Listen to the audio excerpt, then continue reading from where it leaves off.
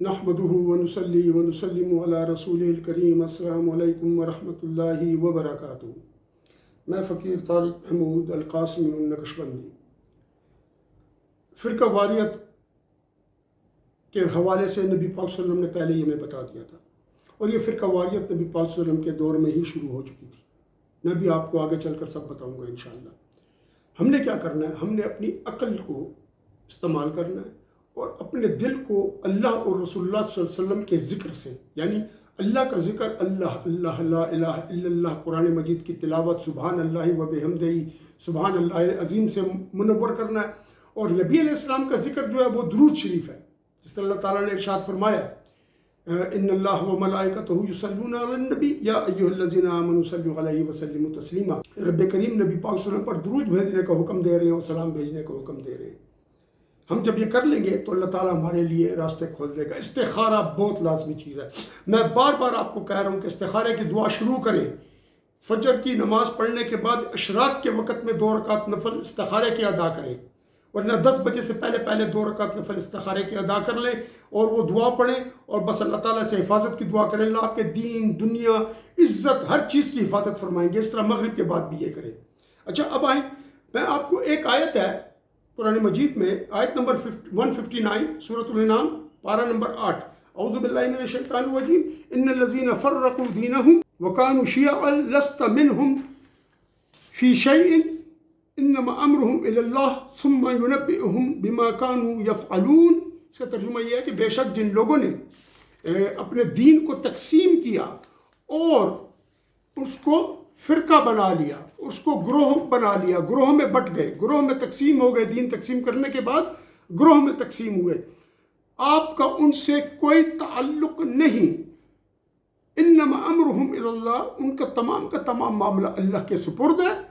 پھر اللہ تعالیٰ ان کو کیا کریں گے جی؟ ان کو ان کے کاموں کا اجر دے دیں گے، ان کو ان کے کاموں کی خبر دے دیں گے قیامت کے روز۔ یعنی اللہ تعالیٰ جو انہوں نے تفرقہ پیدا کیا تھا دین میں، اور اپنے اعتقاد کی برائی سے جو کچھ انہوں نے کیا تھا، ثم یجزون علی افعالہم و معاصیہم، پھر ان کو ان کے افعال اور ان کے گناہوں کو سزا ملے گی۔ مطلب اس سے یہ پتہ لگتا ہے کہ فرقے کا تعلق جو ہے نا، اس کا تعلق اعتقاد کے ساتھ ہے، وہ فروعات میں نہیں بنتا۔ جس طرح امام اعظم ابو حنیفہ، جس طرح امام شافعی، امام مالک، امام احمد بن حنبل، یہ چاروں اہل سنت والجماعت ہے، کیونکہ ان کے عقائد ایک ہے، ان کے عقائد ایک ہے۔ جبکہ ان کی فروعات جو ہے، کوئی نماز میں رفع الیدین کرتا ہے، کوئی نہیں کرتا، کوئی استرسال کر کے نماز پڑھتا ہے، کوئی استرسال کر کے نہیں پڑھتا۔ ہم ہاتھ جو ہے تو ناف کے نیچے باندھ کے نماز پڑھتے ہیں، جو شوافے ہیں وہ ناف سے ہاتھ سینے پر باندھ کے نماز پڑھتے ہیں۔ بہرحال کہنے کا مطلب یہ ہے جی کہ یہ فرقہ اس کو نہیں کہتے۔ فرقہ کہتے ہیں جو عقائد پہ بنو، جس طرح میں نے آپ کو بتایا۔ اب ایک ذرا کلپ سنیں، اس کے بعد میں انجینئر محمد علی مرزا کا، جس طرح اس نے دین کو بگاڑنے کی اس میں کوشش کی ہے اور فرقہ واریت سے وہ کیا کہتا ہے، پھر اس سے میں بات کرتا ہوں۔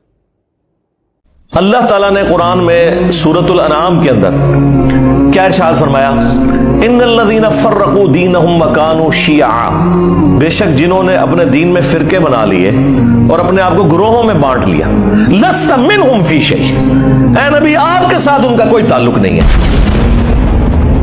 بے شک وہ کہتے رہے کہ غلامی رسول میں موت بھی قبول ہے، لبیک یا رسول اللہ کہتے رہے، ٹھیک ہے جی، نعرہ تکبیر لگاتے رہے، جو مرضی، آپ کے ساتھ ان کا کوئی تعلق نہیں۔ جنہوں نے گروہوں میں بانٹ لیا اپنے آپ کو اور فرقہ واریت پھیلائی، انما امرهم الی اللہ ثم ینبئہم بما کانوا یفعلون، ان کا معاملہ اللہ کے سپرد ہے، پھر اللہ انہیں بتا دے گا جو دنیا میں انہوں نے کرتوت کیے تھے۔ جی، آپ نے سن لیا۔ اب اس آیت سے جو اس نے کہا ہے نا، یا رسول اللہ کہنے والے اور لبیک یا محمد کہنے والے، ان کا کوئی تعلق نہیں ہے نبی علیہ السلام سے، نعوذ باللہ من ذالک، نعوذ باللہ من ذالک۔ یہ لوگ اس وقت موجود ہی نہیں تھے۔ پہلی بات یہ کہ یہ اتنے اسپیسیفک ہو کر گئے۔ جو لوگ موجود تھے ان کا ذکر یہاں پر آیا ہے، ان کا ذکر ادھر ہے، یعنی جو نبی علیہ السلام کے دور میں موجود تھے اور جن پر نبی علیہ السلام کی احادیث موجود ہے۔ اب کیا ہے جی، یعنی اس آیات سے کیا مراد ہے؟ پرانے زمانے کے لوگ بھی ہیں اور اس زمانے کے لوگ بھی اس آیت سے مراد ہیں۔ یعنی اس آیت سے مراد ہے یہود و نصارہ، جنہوں نے اپنے دین کو مخلوط کر دیا تھا، یعنی خلط ملط کر دیا تھا۔ کس چیز کے ساتھ؟ یہ نہیں کہ انہوں نے کوئی اور چیز، انہوں نے اپنے دین کے اندر اپنی خواہشات اور شیطان کے بہکانے سے جو احوا تھیں وہ اس کے اندر شامل کی تھیں، اپنی خواہشات کو اس میں شامل کیا تھا. اسی لیے قرآن میں آتا ہے وہ کہ وَلَا تَلْبِسُوا الْحَقَّ بِالْبَاطِلِ وَتَكْتُمُوا الْحَقَّ وَأَنْتُمْ تَعْلَمُونَ، اور حق کو باطل کے ساتھ جو ہے تو خلط ملط نہ کرو، اور نہ جو ہے تو حق بات کو چھپاؤ کہ تم اس چیز کو جانتے ہو. یہ سورۃ البقرہ کی آیت ہے. اور اس امت میں وہ اہل بدعت اور احوا اس امت کے وہ اس میں شامل ہیں، یعنی وہ لوگ جو نبی علیہ السلام کے دور میں ہی اٹھ گئے تھے. حضرت مولا علی کی جنگ صفین اور جو جنگ جمل ہوئی ہے یہ کن لوگوں کے حوالے سے ہوئی ہے؟ خوارج کے حوالے سے ہوئی ہے. خوارج اس میں شامل ہو گئے تھے، ٹھیک ہے، اگرچہ یہ امیر معاویہ اور ان کے درمیان میں تھی لیکن خوارج اس میں شامل ہوئے. صحابہ اکرام بھی تھے لیکن خوارج آئے، اس کے بارے میں نبی پاک صلی اللہ علیہ وسلم کی احادیث موجود ہیں.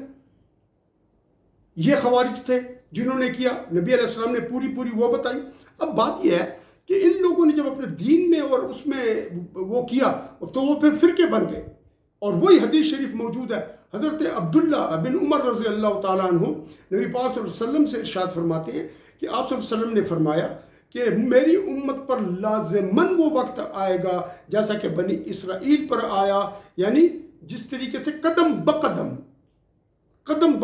بالشت ببالشت، یعنی بالکل اتنا فرق بھی نہیں ہوگا. حتیٰ اگر کہ ان یہودیوں میں سے کوئی شخص نے اٹھا ہو اور اس نے علانیہ سب کے سامنے اپنی ماں کے ساتھ زنا کیا ہو، تو میری امت میں سے بھی ایک شخص اٹھے گا جو اٹھ کر سر عام علانیہ اسی طرح اپنی ماں کے ساتھ زنا کرے گا. پھر آگے فرمایا وَذَلِكَ وَأَنَّ بنی اسرائیل، اور بنی اسرائیل جو ہے تو وہ 72 فرقوں میں بٹ گئے، اور میری امت بھی 73 فرقوں میں بٹے گی. تمام کے تمام دوزخ میں جائیں گے سوائے ایک فرقے کے. اب یہ نبی علیہ السلام فرما رہے ہیں، اور بنی اسرائیل کیا انہوں نے حوالہ دیا نبی علیہ السلام نے کہ ان کی طرح ہوگا. اب ہم اس پہ بھی دیکھیں گے کہ بنی اسرائیل کے مطابق کون چل رہا ہے. بنی اسرائیل یہود و نصارہ کے مطابق کون چل رہا ہے؟ انجینئر محمد علی مرزا چل رہا ہے، یا رسول اللہ کہنے والے، زیارتوں کو ماننے والے اور ان کو جا کر وہاں پر وسیلہ بنا کر دعا کرنے والے یہ چل رہی ہیں. یہ میں بھی آپ کو بتاتا ہوں انشاءاللہ. اچھا، پھر آگے آیا، صحابہ نے پوچھا ان سے کہ یا رسول اللہ من ہی ہے، یہ کون لوگ ہیں؟ تو نبی پاک صلی اللہ علیہ وسلم نے فرمایا کون لوگ سے مراد کیا ہے، یعنی یہ جو جنت میں جائیں گے یہ فرقہ کون سا ہے؟ تو نبی نے فرمایا ما انا علیہ و اصحابی، جس پر میں اور میرے صحابہ ہیں. صحابہ اکرام نبی علیہ السلام کی قبر پر جا کر دعا کرتے تھے، اور وہ جا کر نبی علیہ السلام مبارک سے گفتگو کرتے تھے کہ یا رسول اللہ بارش نہیں ہو رہی ہے، اللہ سے دعا کریں بارش لے کر دیں، امت برباد ہو رہی ہے. اس کو یہ حدیث موجود ہے، صحیح حدیث ہے. یہ مسند عمر فاروق صاحب رضی اللہ تعالیٰ عنہ میں بھی ہے، اور یہ حدیث ابن ابی شیبہ مصنف ابن ابی شیبہ میں بھی موجود ہے. اس کو بہقی نے بھی روایت کیا، اس کو ابن حجر اسقلانی نے شرح بخاری میں روایت کیا، اس کو کہا یہ حدیث صحیح ہے. اور یہ جو حدیث میں نے آپ کو سنائی ہے اس کو ترمذی اور ابو داؤد نے روایت کیا ہے. ٹھیک ہے جی،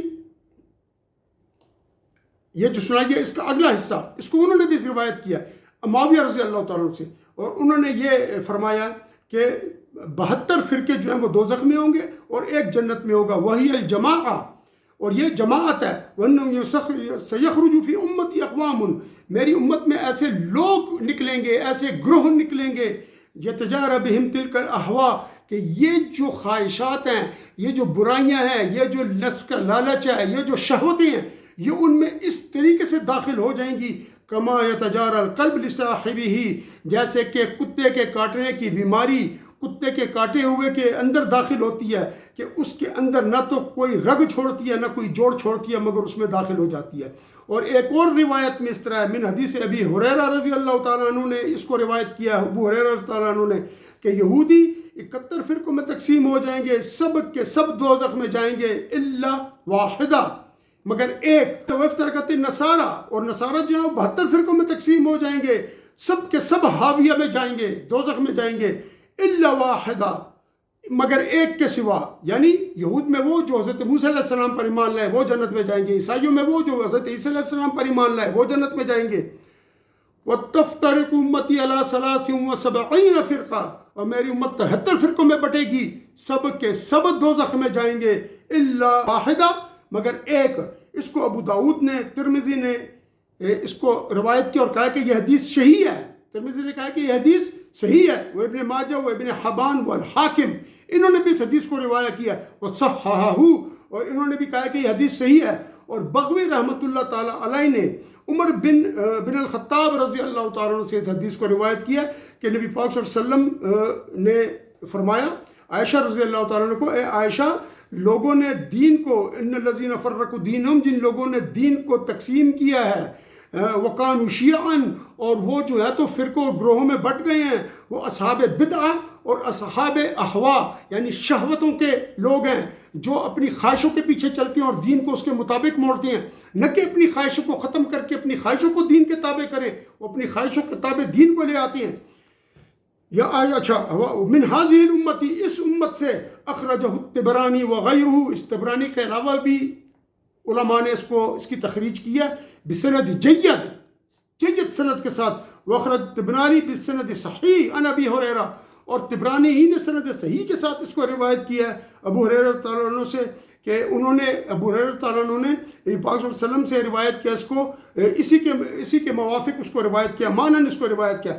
اور ارباز بن ساریہ رضی اللہ تعالیٰ عنہ روایت کرتی ہیں کہ میں نبی پاک صلی اللہ علیہ وسلم کے ساتھ میں نے نماز پڑھی ایک دن، پھر نبی پاک صلی اللہ علیہ وسلم ہماری طرف چہرہ انور پھیرا انہوں نے اور واعظ کرنا شروع کیا، ایسا واعظ کہ جو بہت بلند تھا بلاغت اور فصاحت میں، تو کہ اس سے ہماری آنکھیں بہنے لگی، یعنی ہم رونے لگے اور ہمارے دل جو ہیں تو وہ ڈر گئے، ان میں ڈر پیدا ہو گیا.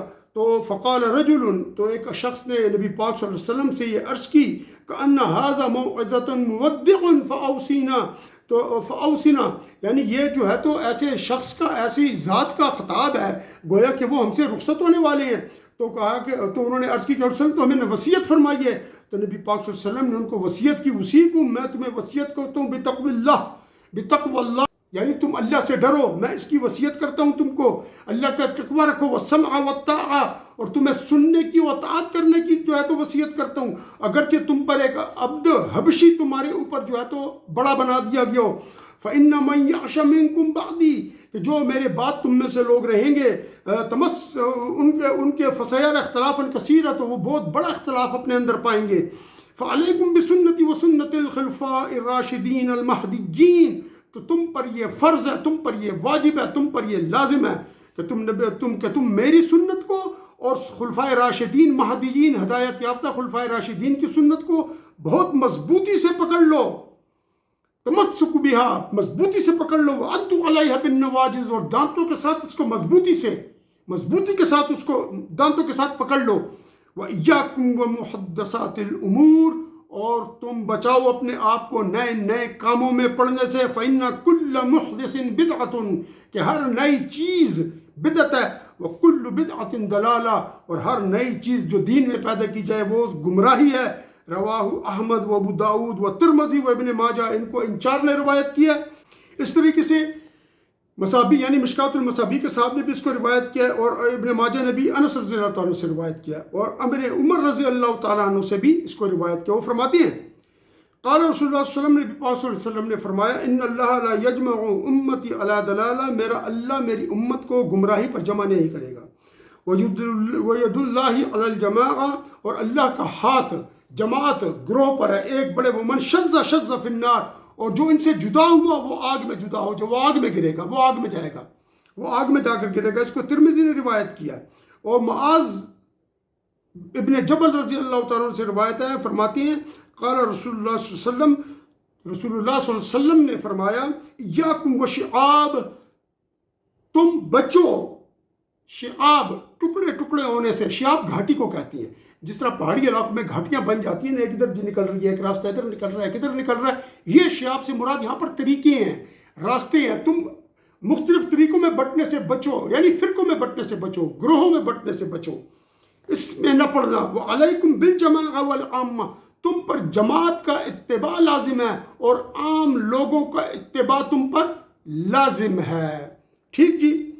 من فارق الجماع شبرن، جو ایک بالشت بھی جماعت سے علیحدہ ہوا، فقد خلع ربقۃ الاسلام من عنقہ، تو وہ جدا ہو گیا کس سے؟ اس نے اپنے گلے سے اسلام کا پٹا نکال دیا، اس نے اپنے گلے سے اسلام کی اطاعت کی جو ڈور ہے وہ نکال دی. اس کو احمد اور ابو داؤد نے روایت کیا ہے۔ اب جماعت سے مراد کیا ہے تو کہتے ہیں کہ جماعت سے مراد ہے صحابہ کی جماعت جنہوں نے ان کا اتباع کیا صحابہ کا، وہ جو ہے تو بالکل اللہ تعالیٰ کے راستے اور دین پر ہیں۔ بات یہ کہ نبی کریم صلی اللہ علیہ وسلم پر قرآن کا نزول ہوا، ٹھیک ہے جی، تو قرآن جو ہے نا نبی پاک صلی اللہ علیہ وسلم پر دو قسم کی وحی نازل ہوئی ہے۔ ایک وحی کو کہتے ہیں وحی مطلوع، یعنی قرآن مجید یہ وحی مطلوع ہے، مطلوع کا مطلب وہ جس کی تلاوت کی جاتی ہے، اور ایک وہ وحی ہے جو غیر مطلوع ہے۔ غیر مطلوع اس کو کہتے ہیں کہ جس کی تلاوت نہیں کی جاتی، اس کو کہتے ہیں حدیث، ٹھیک ہے، اور ان کا بیان اور تفصیل اللہ نے اپنے ذمہ لیا ہے، ٹھیک ہے نا۔ جب قرآن مجید نازل ہوتا تو نبی علیہ السلام جلدی جلدی پڑھا کرتے تھے کہ یاد کر لیں، تو نبی علیہ السلام کو اللہ کریم جل وعلا نے یہ نصیحت فرمائی کہ آپ قرآن کو تیزی میں اور جلدی میں نہ پڑھیں، بلکہ آپ آرام آرام سے اس کو پڑھ لیا کریں، یاد ہو جائے گا، پھر اس کا بیان ہمارے اوپر ہے، ہم آپ کو اس کا بیان بھی سکھائیں گے۔ تو پھر نبی پاک صلی اللہ علیہ وسلم نے جو ہے نا تو اس کو اس طریقے سے بیان کرنا شروع کیا، اسی طریقے سے جیسے اللہ نے فرمایا تھا ثم ان علینا بیانہ، پھر ہمارا اوپر ہے اس کا بیان کرنا، اس کی تشریح کرنا، اس کی تشریح کے ساتھ ساتھ اس کی جو ہے تو تفسیر کرنا، وہ ہمارے اوپر ہے۔ تو پھر جب یہ چیز ہو گئی تو نبی پاک صلی اللہ علیہ وسلم نے اس کے بعد کیا کیا جی؟ اس کے بعد نبی پاک صلی اللہ علیہ وسلم نے جس طرح اللہ تعالیٰ سے یہ قرآن مجید سیکھا تھا، اور جس طرح اللہ تعالیٰ سے وہ جو غیر مطلوع وحی آئی تھی حدیث کی، اس کے معانی سمجھے تھے، اسی طریقے سے نبی پاک صلی اللہ علیہ وسلم نے صحابہ اکرام کو یہ معانی سکھائے۔ تو پھر لکھتے ہیں کہ جب یہ معنی سکھائے، یہاں تک کہ وہ جو قرآن کی تعلیمات تھیں وہ حضرات صحابہ کرام رضوان اللہ تعالیٰ علیہم اجمعین سے، ان کے وسیلے سے ہم تک اسی طریقے سے پہنچی جس طریقے سے کہ وہ نبی پاک صلی اللہ علیہ وسلم نے ان کو سکھائی تھی۔ تو پھر علماء جو اس میں جو چیز ہے وہ یہ کہ سعادت جو ہے ابن آدم کی وہ یہ ہے کہ وہ کتاب اللہ، سنت رسول اللہ صلی اللہ علیہ وسلم، اجماع صحابہ اور تابعین کا اتباع کرے، اور اس کا اتباع کرے جو ہم تک پہنچا ہے، اور پھر جس طریقے سے کہ انہوں نے تعویل کی ہے اس میں ان چیزوں میں کہ جن کی مراد پوشیدہ تھی، جس طرح متشابہ آیات متشابہات ہیں۔ ثم استوى علی العرش، پھر اللہ تعالیٰ عرش پر استوا فرمایا، ٹھیک ہے نا۔ اب یہ استوا یہ مشتبہات میں سے ہے۔ پھر کچھ ایسی آیت ہوتی ہے جن کا معنی خفی ہوتا ہے، وہ جب تک بتا نہ دیا جائے اس میں تعویل کی جاتی ہے، جس طرح ید اللہ فوق ایدیہم، اس میں جو متاخرین علماء ہیں وہ ید سے مراد ہاتھ نہیں لیتے، اس کی تعویل کرتی ہیں کہ اس سے مراد کیا چیز ہے، ٹھیک ہے نا۔ تو وہ یہ بتا رہے ہیں کہ جس کی مراد خفی ہوتی ہے تو اس کے اندر تعویل کرتے ہیں صحابہ کرام رضی اللہ تعالیٰ عنہ، کتاب اور سنت کے حساب سے تعویل کی جاتی ہے، اور جو صحابہ نے اختیار کیا ہے تعویل کرنے سے وہ اختیار کرتے ہیں۔ وَأَمَّا أَهْلُ الْأَهْوَاءِ اتَّبَعُوا عُقُولَهُمْ، تو اہل ہوا وہ ہیں جو اپنی عقل کا اتباع کرتے ہیں اور انکروہ، اور ان باتوں کا انکار کر دیتے ہیں اور اس سے کفر کرتے ہیں، اور جو اللہ تعالیٰ کی طرف سے قرآن مجید میں آیا کہ عذاب قبر ہوگا اور اعمال کا وزن ہوگا، اور جو ہے تو بال سے باریک اور تلوار سے تیز راستے پر چلنا ہوگا، اور حساب ہوگا، اور اللہ کا جو کلام ہے وہ غیر مخلوق ہے، وغیر ذالک ممن نطق بہ الکتاب والسنہ واجمع علیہ صحابہ۔ تو یہ وہ چیزیں کہ جس پر کتاب و سنت کی روایات موجود ہیں، اور جس کے اوپر کیا ہے جی کہ صحابہ اکرام کا اجماع ہے۔ ففارقوا دینہم، پس انہوں نے کیا کیا، انہوں نے اپنے دین کو جو ہے تو فرقوں میں تقسیم کر دیا، وفرقوا کتاب اللہ، اور کتاب اللہ کو بھی تقسیم کر دیا، اور یہ کیا کیا انہوں نے، کچھ کتاب پر ایمان لائے اور کچھ کتاب پر ایمان نہیں لائے۔ اس طرح سورۃ البقرہ میں ارشاد ہوتا ہے یہودیوں کے بارے میں، تؤمنون ببعض الکتاب وتکفرون ببعض، کیا تم بعض کتاب پر تو ایمان لاتے ہو اور بعض کو ترک کرتے ہو؟ مطلب یہ کہ یہود بھی یہ کرتے تھے کہ اپنی پسند کی چیز لے لی اور باقی کا انکار کر دیا، جس طرح انجینئر محمد علی مردا، محمد بن عبد الوہاب نجدی، اہل حدیث لوگ جو کہ یہ فرقہ بنا ہوا ہے، ٹھیک ہے، یہ جو چیز ان کو قرآن سے پسند آتی ہے، ان کی مرضی کے مطابق ہوتی ہے، اس کو لے لیتے ہیں، اور جو پسند نہیں آتی اس کو جھٹلا دیتے ہیں، اس کو ختم کر دیتے ہیں، جس طرح وسیلہ ہے وَإِن كَانُوا مِن قَبْلُ يَسْتَفْتِحُونَ عَلَى الَّذِينَ كَفَرُوا، سورۃ البقرہ کی آیت نمبر غالباً 81 یا 91 ہے۔ فرماتے تھے کہ اللہ تعالیٰ فرماتے ہیں کہ اس سے پہلے یہ نبی پاک صلی اللہ علیہ وسلم کے ذات اقدس سے وسیلہ پکڑا کرتے تھے کفار کے خلاف۔ اب یہ لوگ اس چیز کو انکار کرتے ہیں، انجینئر محمد علی مرزا بھی اس کا انکار کرتا ہے، کیوں کہ اہل بدعت ہے، یہ اپنی مرضی کا اس سے معنی نکالتا ہے۔ اس طرح اولیاء اکرام کو گالیاں دیتا ہے، اپنی مرضی کا معنی نکالتا ہے، کہتے ہیں نبی اپنا پیشاب نہیں روک سکتے۔ کس جگہ پر قرآن و حدیث میں آیا کہ نبی اپنا پیشاب نہیں روک سکتے؟ نبی پاک صلی اللہ علیہ وسلم تو روزہ رکھتے تھے اور صوم وصال آپ صلی اللہ علیہ وسلم 7 دن اس سے بھی زیادہ روزہ رکھتے تھے، ایک دفعہ کھا کر 7 دن کا روزہ، پھر وہ افطار صحابہ کرام نے بھی رکھا، بیمار ہو گئے، گر گئے، کمزوری ہوئی، تو آپ نے فرمایا ایکم مثلی، تم میں سے میرے مثل کون ہے؟ لست کمثلکم، میں تمہارے جیسا نہیں ہوں، لست کہیئتکم، میں تمہاری حیت پر میرا وجود نہیں بنا ہوا، یعنی میرا ظاہر اور باطن دونوں تم سے جدا ہے۔ نبی علیہ السلام کی روح ہم سے زیادہ قوی ہے، نبی علیہ السلام کا جسم ہم سے زیادہ خوبصورت مادے سے تخلیق کیا گیا ہے، وہ ہماری والی مٹی اس میں نہیں لگی۔ تو کس طریقے سے انجینئر کہتا ہے پیشاب نہیں روک سکتا؟ جو 7 دن بھوکے رہ سکتے ہیں وہ پیشاب کیسے نہیں روک سکتے؟ وہ اور کام کیسے نہیں کر سکتے؟ جو ایک انگلی کے اشارے سے چاند کے 2 ٹکڑے کر سکتے ہیں وہ یہ کیسے کیوں نہیں کر سکتے؟ تو اہل بدعت انجینئر محمد علی مرزا، البانی، شیخ زبیر علی زئی، یہ اہل بدعت لوگ ہیں کہ انہوں نے قرآن کی ان چیزوں کو لیا ہے جو ان کے نفس کے ساتھ برابر ہیں اور ان چیزوں کو چھوڑ دیا جو ان کے ساتھ برابر، ان کے نفس کے ساتھ برابر نہیں ہے۔ پھر آگے جو ہے تو نبی پاک صلی اللہ علیہ وسلم نے انہوں نے ان چیزوں کو انکار کیا ہے، یعنی انہوں نے عذاب قبر کا انکار کیا، سب چیزوں کا انکار کیا ان لوگوں نے، اور ان میں کون ہے؟ وامتناع المغفرہ، انہوں نے اس کا بھی انکار کیا ہے، اور حاضر طریق المعتزلہ، یہ معتزلہ کا طریقہ ہے، ٹھیک ہے جی۔ وکثیر منہم، اور ان میں بہت زیادہ لوگ اس طریقے سے انہوں نے کہا کہ اللہ پر واجب ہے کہ وہ اصلح کام کرے، یعنی وہ کام کرے جو لوگوں کو فائدہ دینے والا ہو، یعنی اللہ کسی کو عذاب وغیرہ نہیں دے سکتے۔ اصل کام کیا ہوگا؟ چاہے آپ کچھ بھی کر لیں، نبیوں کو کہیں کہ وہ اپنے پیشاب نہیں روک سکتے، اور اللہ تعالیٰ آپ کے ساتھ جو ہے تو اچھا کام کرے گا، آپ کو اس بات پر سزا نہیں دے گا، ٹھیک ہے جی۔ تو یہ بعض پر مان لے اور بعض پر انہوں نے چھوڑ دیا، یہ ہے۔ پھر وہ انکر القدر، پھر انہوں نے تقدیر کا انکار کیا ہے، معتزلہ نے تقدیر کا انکار کیا ہے۔ یہ تقدیر کا جو انکار کر دے وہ اسلام سے خارج ہے، اس کو قدریہ کہتے ہیں۔ وہ قالو، اور انہوں نے ایک اور بات بھی کی ہے، انہوں نے کہا کہ بندہ اپنے افعال کا خود خالق ہے، جبکہ ہم اپنے افعال کے خود خالق نہیں ہیں، ہم صرف کسب کرتے ہیں، یعنی ہم ایک کام کے کرنے کی نیت اور ارادہ کرتے ہیں، اس کے بعد اس کام کی جو تخلیق ہے وہ اللہ کرتے ہیں، جس طرح اللہ تعالیٰ نے ارشاد فرمایا قرآن مجید میں، اللہ خلقکم وما تعملون، اللہ نے تمہیں تخلیق کیا ہے اور جو اعمال تم کرتے ہو وہ بھی اللہ تعالیٰ نے تخلیق فرمائی ہیں۔ پھر جو ہے نا تو اس کے بعد یہ آگے چلے ہیں اور انہوں نے اور جو باتیں میں آپ کو بتا چکا ہوں، اور پھر انہوں نے کہا ہے ان کو وَلِذَلِكَ سَمُّوا بِمَجُوسِ هَٰذِهِ الْأُمَّةِ، اسی وجہ سے ان کو مجوس هَٰذِهِ الْأُمَّةِ، اس امت کے مجوسی کہا گیا ہے ان کو، کیونکہ یہ تقدیر کا انکار کرتے ہیں اور ان چیزوں کا انکار کرتے ہیں سب کا۔ وَقَالُوا أَنَّ الْعَبْدَ خَالِقٌ لِأَفْعَالِهِ، وہ کہتے ہیں کہ اللہ اپنے بندے، جو بندہ ہے وہ اپنے افعال کا خود خالق ہے۔ تو جس آدمی کو فالج ہو جاتا ہے وہ اپنے اس چیز کو ختم کیوں نہیں کر لیتا؟ پھر جو آدمی، آپ نے کئی مرتبہ یہ کیفیت آپ پر گزری ہوگی کہ آپ کہتے ہیں میں اٹھ کے بھی یہ کام کرتا ہوں، اٹھ کے بھی یہ کام کرتا ہوں، اٹھ کے بھی یہ کام کرتا ہوں، لیکن آپ لیٹے رہتے ہیں، اٹھ نہیں سکتے، اس لیے کہ آپ ارادہ تو کر لیں کہ اٹھ کے یہ کام کرتا ہوں لیکن آپ اٹھنا نہیں چاہ رہے، آپ میں سستی ہے۔ اللہ تعالیٰ وہ فعال تخلیق نہیں کرتا، لیکن جو ہی آپ ہمت رکھیں یار بس کب کی دیر ہو گئی ہے، اٹھتا ہوں میں کام کرتا ہوں، جو ہی آپ اٹھتے ہیں آپ اٹھ جاتے ہیں نا، ایک دم وہ اللہ تخلیق کر دیتا ہے۔ جو ہی آپ کا ارادہ مصمم ہوتا ہے تخلیق، اور جو ہی ہیس بیس میں ہوتا ہے، جو ہی جو ہے نا وہ پتہ نہیں کروں نہ کروں کہ اس میں چکر میں ہوتا ہے، اللہ تعالیٰ اس فعل کو تخلیق نہیں کرتے، ٹھیک ہے۔ جیسے ہی آپ کا ارادہ اور جو وہ پورا ہوا وہ کرتے، میں نے آپ کو قرآن سے یہ بات بتائی ہے۔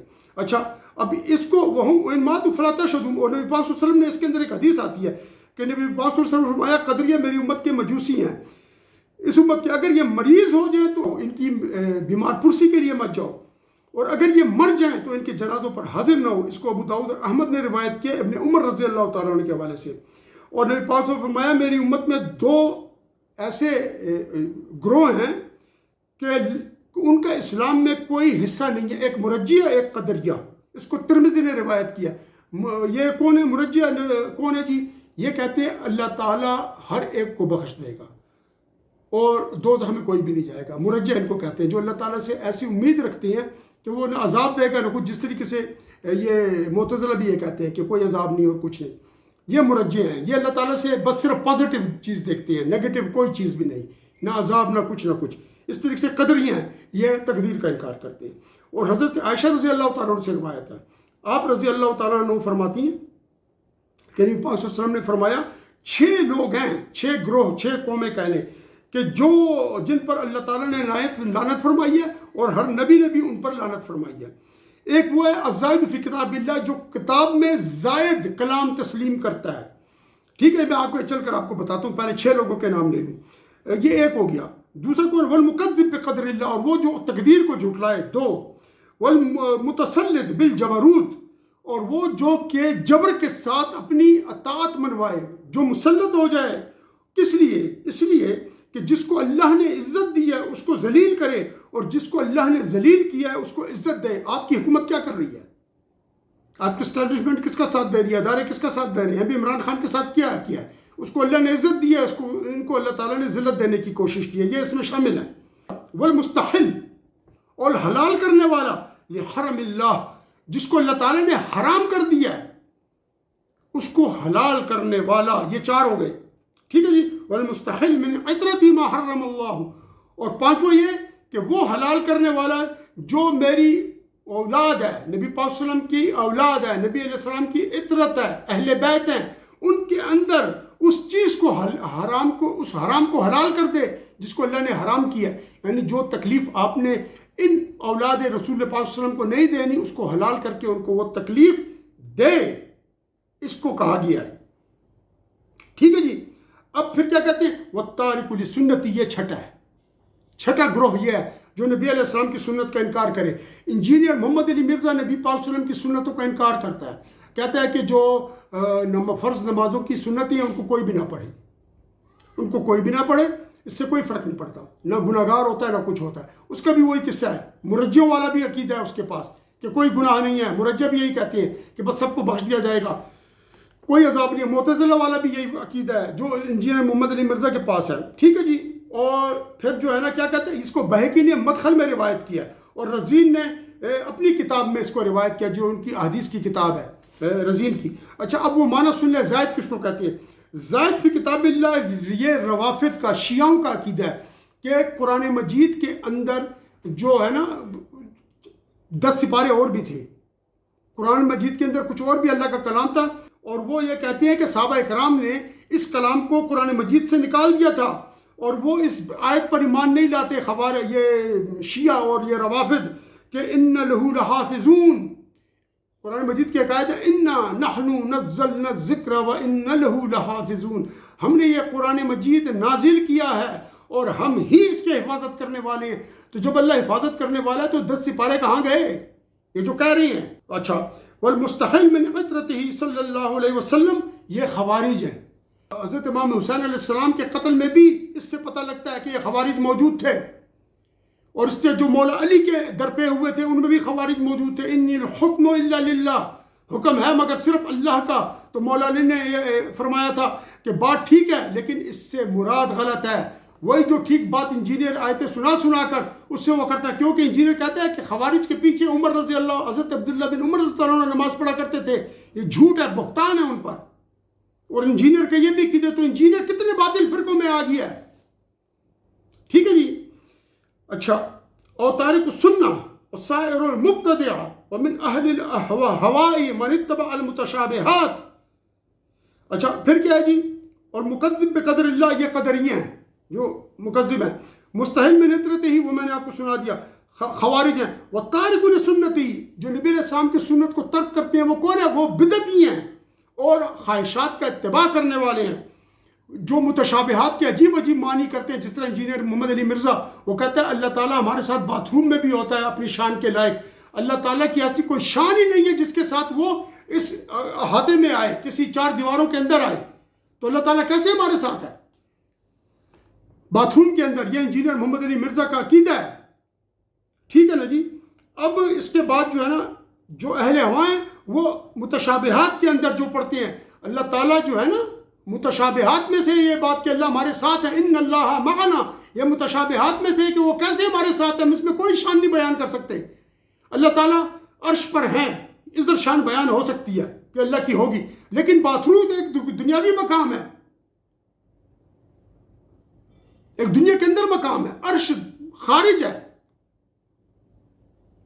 اور عرش ایک مخلوق ہے، اور عرش سے اوپر یہ آخری مخلوق ہے اللہ کی، اس سے اوپر سارا لامکان ہے. تو وہاں پر اللہ کی شان ہے کہ کس طریقے سے اللہ تعالیٰ نے استوا فرمایا ہے. کوئی ہماری طرف جس طرح کرسی پر بیٹھے ایسے نہیں بیٹھے. ابن تیمیہ یہی کہتا ہے، اور عبدالوہاب نجدی کا بھی یہی عقیدہ ہے.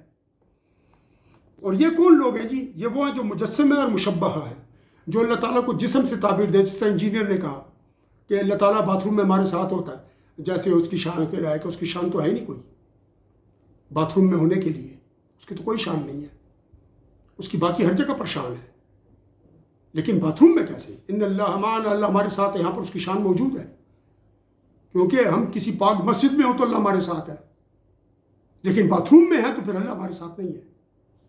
جو انجینئر جس طریقے سے کہہ رہا ہے کہ باتھ روم میں بھی ہمارے ساتھ ہوتا ہے، یہاں پر بھی وہ آیت متشابہات میں سے ہوگی کہ ہم کس طریق پر ہیں، اللہ کے علم میں ہیں، کیا ہے. بہرحال یہ ایک علیحدہ ٹاپک ہو جاتا ہے. وَأَمَّا الرَّوَافِض، یہاں سے پھر اب قصہ شروع ہوگا شیعوں کا. اس کو میں دوسرے پارٹ میں بیان کروں گا، یہ پارٹ فرسٹ ہے، اس کو میں دوسرے پارٹ میں بیان کروں گا. جن لوگوں نے چینل سبسکرائب کیا ان کا بہت شکریہ، جنہوں نے نہیں کیا وہ کر لیں اور بیل آئیکن کو بھی پریس کر دیں. اس کے بعد جو نیکسٹ ویڈیو آئے گی اس میں انشاءاللہ تعالی میں روافظ کے حوالے سے تمام چیزیں بیان کروں گا، بدعت کی، اور پھر اس کا ایک کنکلوژن دیں گے. اس میں بھی انجینئر کی یہی ویڈیو ضرور ڈالوں گا. آپ اس ویڈیو کو ذرا غور سے سنیں کہ کیا کہہ رہا ہے. ابھی تو وہ بات نہیں ہوئی جو میں نے بتائی تھی، آپ کو بتاؤں گا میں وہ. وآخر دعوانا الحمدللہ رب العالمین وصلی اللہ تعالی علی خیر خلقہ ونور عرشہ محمد وعلی آلہ وصحبہ اجمعین برحمتک یا ارحم الراحمین.